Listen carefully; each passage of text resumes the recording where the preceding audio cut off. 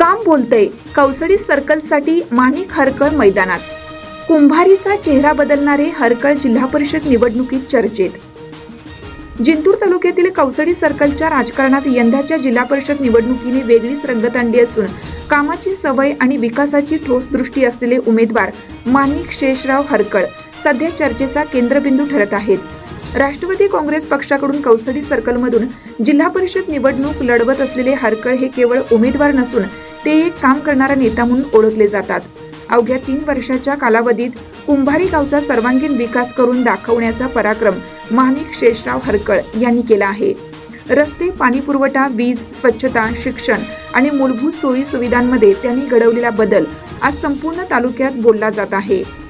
विकास फक्त भाषणात नाही तर प्रत्यक्षात कसा असतो याचे जिवंत उदाहरण म्हणजे कुंभारी गाव.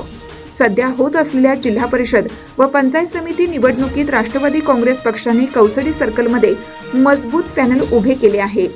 जिल्हा परिषदेसाठी माणिक शेषराव हरकळ व कौसडी पंचायत समिती गणातून सय्यद आवेज, सय्यद रहमत कादरी आणि पंचायत समिती कोक गणातून पंचफुला रंगनाथ वजीर हे उमेदवार निवडणूक रिंगणात उतरले आहेत. तिघांनाही जनतेतून उत्स्फूर्त प्रतिसाद मिळत असल्याचं चित्र आहे. मागील अनेक वर्षापासून कौसडी सर्कलचा तथाकथित विकास फक्त कागदोपत्रीच मर्यादित राहिला.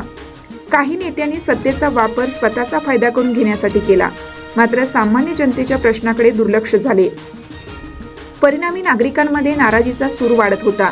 याच पार्श्वभूमीवर कुंभारीसारखा विकास संपूर्ण कौसडी सर्कलमध्ये करायचा हा एकमेव ध्यास मनाशी बाळगून माणिक शेषराव हरकळ यांनी ही निवडणूक लढवण्याचा निर्णय घेतला आहे.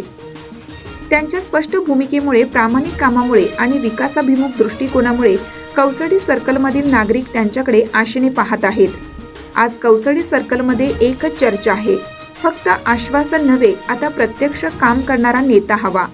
आणि हाच विश्वास माणिक शेषराव हरकळ यांच्या पाठीशी जनता ठामपणे उभी राहत आहे.